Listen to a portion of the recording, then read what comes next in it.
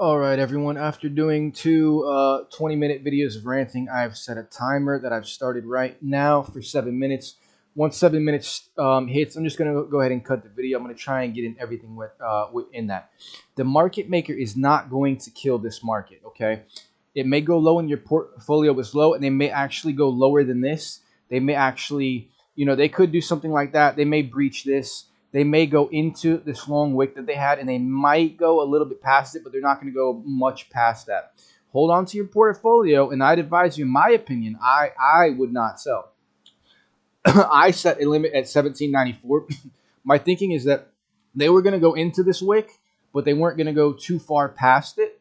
And I didn't really think they were going to get toward the end of it or go too far past it. So this was a be safe because I thought maybe they'd go into here, maybe they'd go a little bit longer. But with my small bag, I really wasn't worried about seeing that go down. And I know that they're going to go up. I'm telling you, in my opinion, they're going to go up because the market maker makes money off this market, and people investing, they're not going to completely kill it.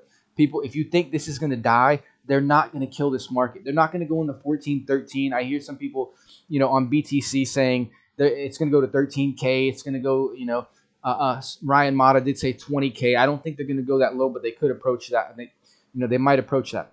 I set a buy limit in case the exchanges crashed 2 days ago after watching Ryan Mata for 1794. Yesterday, I did make a mistake of going in at 2400, and I saw it going up, and I thought maybe it was at a down point and was going to go up from here. I had woke up. That's the thing you don't want to do, is wake up and go into something. I woke up and I thought they were going to go ahead and go long, and I went in and cut my losses somewhere in here. This just was not looking good at all, and I cut my losses in here. I was not about to just sit here and ride that out. I'd prefer to re-enter, cut my loss and re-enter. So I cut my losses, and I set a buy for 1794. Look what they did here. What I think they're doing now is a stop loss hunt. Everyone is going to see this as a low point and long this from here. They're not going to let you guys just go ahead and 10, 20, 30x back up. It just doesn't work like that. So we've seen them go up to the 2 and then back down. Look, they almost went back down right to my number right there at 17, where I got in it.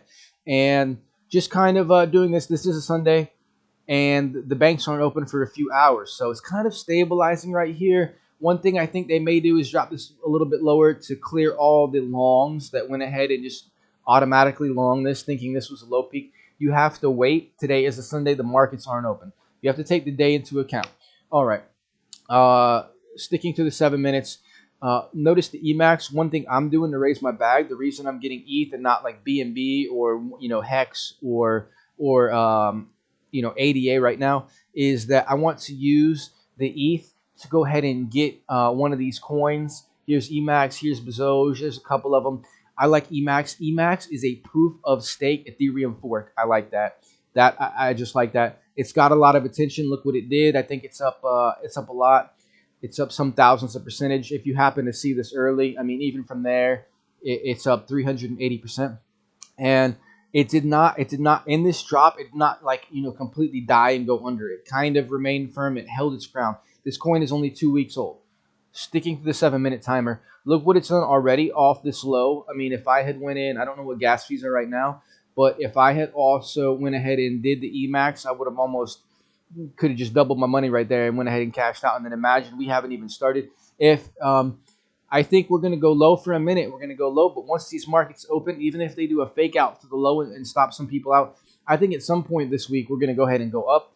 I think the max pain is 40, 50 on BTC. So imagine that.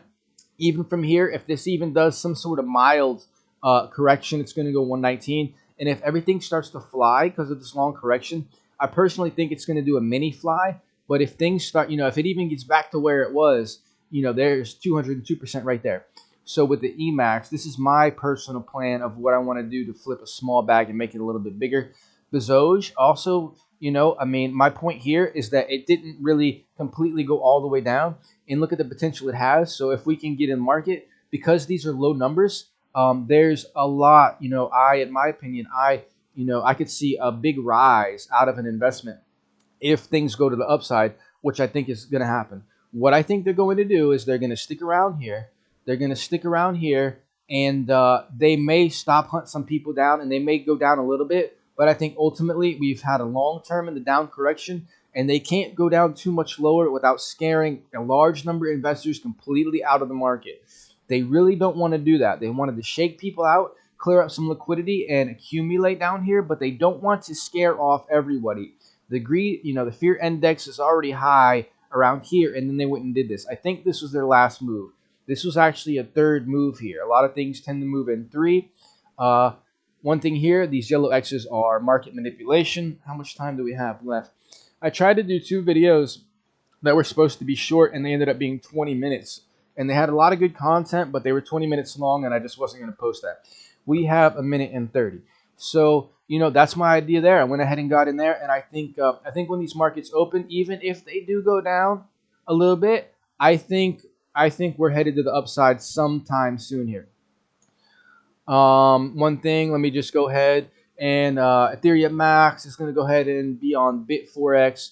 Ethereum Max also does 1K giveaways on Sunday. This is just something I noticed. This is not, I'm not affiliated with them. I don't hold any Ethereum Max. I'm not, this is not financial advice. This is just my own personal opinion. I like that they're a proof of stake fork on Ethereum fork. I just like that. And they've gotten the big, they're up like 500% before this drop. And I think a lot of people like this proof of stake Ethereum Max fork.